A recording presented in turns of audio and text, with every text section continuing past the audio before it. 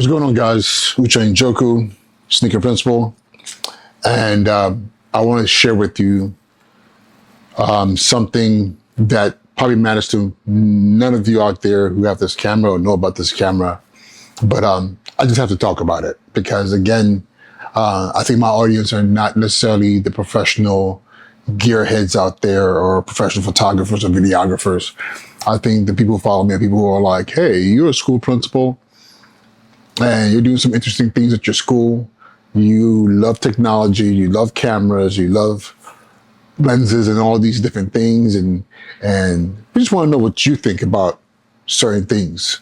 And the thing today that I want to share with you, at least my thoughts around, is this guy right here. I'll put back the SD card in here. So this right here is nothing new at all. It's been around for a while, but however, has changed my perception of creating videos. Because for me, videos was just kind of like that thing I avoided at all costs because kind of hard to be able to get really, really good quality video like you're seeing right now. And it's funny because you're probably wondering, like, oh, if you're holding this camera here, what are you recording on? So it's a little bit of a story to tell. So what I have in my hand right here is the ZV-E1 alpha camera from Sony. So this is a very interesting camera because it's a 12 megapixel camera. It's a video first camera. It does take photographs. You can take photographs, but if you notice, there is no EVF, electronic viewfinder. You can't do this with this camera. You literally have to look at your back screen here to take a photograph. It's a flippy screen, but this is really about video, and it was kind of created geared towards vloggers. But what's interesting about this is, for a camera geared around vloggers, it has a full frame sensor, unlike what I'm using to record right now, which I'm going to tell you what I'm using to record right now in a second. But it has a full frame sensor, and not only that, is the same full frame sensor that is on the FX3, which is the lowest. Kind of. No, it's not the lowest actually, because you have the FX9, 6, 3, and the FX30, which is what I'm recording on right now, which is APC crop sensor camera, which really does Super 35 for video. And again, these are all video first cameras. But the thing that's cool about this is I'm getting to understand and figure out the FX series of cameras, the FX30. It's an incredible piece of technology. I mean, look at what we're doing right now. I have the 16 millimeter lens, APC lens. I think this is a 1.4 or 1.8. I'm not sure. But either way, tons of light in there. I'm using the flexible ISO option on this camera that I'm recording on right now, which pretty much it maximizes the quality between 800 or 12800 ISO, and it just makes recording video so easy. I want to be able to sit here and tell you, like, I have all the language. And the funny thing is, I understand it now, but I don't have the language to speak on it and sound intelligent. I can show my students and be like, hey, check this out. If you do this, it will give you this, and we can play with that. Okay. But as far as me telling you, like, yes, this is the specs, here's the technology, and here's everything there, I'm not the one. But back to this camera right here, because I'm not here. I know this does the same thing with flexible ISO, but look at this. It fits in my hand, and the thing with this camera is, what I usually do is I'll throw on a G Master 16 to 35 or 24 to 70 on this full frame, and I go to town. It's a light camera. I can just create, play with this, allow myself to really understand all this, you know, with something that's very, very simple. The AI features on here, the ability of this to track people, to do product tracking. And when I say track people, one of my previous videos, it was a podcast where I was packing up my luggage before checking out of a retreat I was at. And the tracking option on here was so incredible because as I'm talking, it's following me around. So to give the illusion like somebody is actually sitting there recording me. So if I went this way, it would kind of move with me. You know, kind of like what you would think in a kind of like a handheld documentary style where you have a cameraman just hand holding, moving with you, or at least trying to keep the camera still. All this from this camera right here. Vlogging is incredible on here. I throw on the this APC lens here. I have gnats all over the place. I know. Plants. I bought some plants, and the plants have gnats. Not gnats, but like, what do you call these? They're like little gnats. So I've been told don't water them, let them dry out completely, and eventually the bugs will die. Annoying, but I digress. But yeah, so this is a 1.8 11 millimeter lens, which comes out to be like a 15 and a half with that 1.5 crop factor, I believe. Yeah, just about that.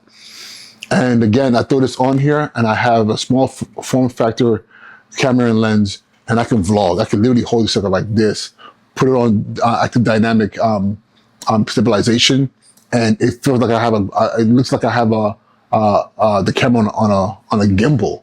Like this camera is so dope. And I'll tell you this, it's so easy for me to travel with this. I can rig this up with a monitor and mic and everything else, or I can literally just take it like this on a lens, just like these two things. And check this out. It fits in my hoodie. Like this powerful camera right here can just be that camera for catching video, like a really good video. People say it's not a professional level camera because it only has one card slot, which yeah, and I've heard people say, well, it's not a big deal. The SD cards or whatever cards you're using are pretty good these days and they don't really fail. But I've had a card fail on me before.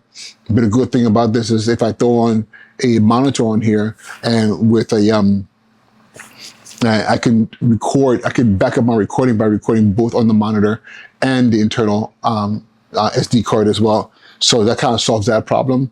The only thing now it just gets to be more bulkier. There's complaints about overheating on this. It has overheated on me once, but let me tell you what I was doing. I was recording at 100 and no, sorry, I was recording at 60 frames per second on here at 4K, and I believe this down samples from 6. But I was doing shots. Me and my students were recording a public service announcement for our school district. So this was the main camera we're using, and it was like, you know, a minute here, 2 minutes here, 30 seconds there, and then finally at the end, I did a much longer take, which ended up being about, I want to say about 7-8 minutes. And by that time, we've been continuing using this over the course of an hour and a half. And then the light came on, and I was like, "That's it." Like it was perfect because again, I could put this down and grab the FX30 that I'm recording right now and continue with that camera, and just making sure my white balance and everything is on point. But again, as a base camera that you're not sitting there having to record for an hour, for hour recording or longer, this works. And if you don't care about 4K and all that, you want to do HD 1080p, then you won't get any overheating. This camera is amazing. And like, man, I can't say enough good things about it. And I know people out there saying, well, it can't do this, it can't do that. Okay.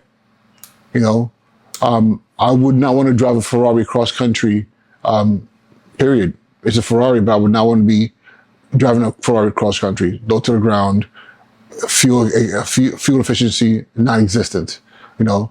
But I would not want a I don't know. I don't want to talk bad about any car company, but I would not want a high fuel mileage, ugly sedan that I know that would take me from one part of the country to the other safely with gas efficiency. I would not want that to be my daily car. Okay. And I'm saying this because none of these things ever will satisfy everyone. Somebody said that it's not about the camera, it's about the artist, it's about the creator. What are you going to do with this? And so far, I've been catching gnats. I've been doing some of my YouTube videos on here, and then I'm sorry, it's like one little gnat. But yeah, I've been doing my podcast on here, just catching videos at school, at events. I've been what else have I done on this camera? I've actually even used it to do pictures.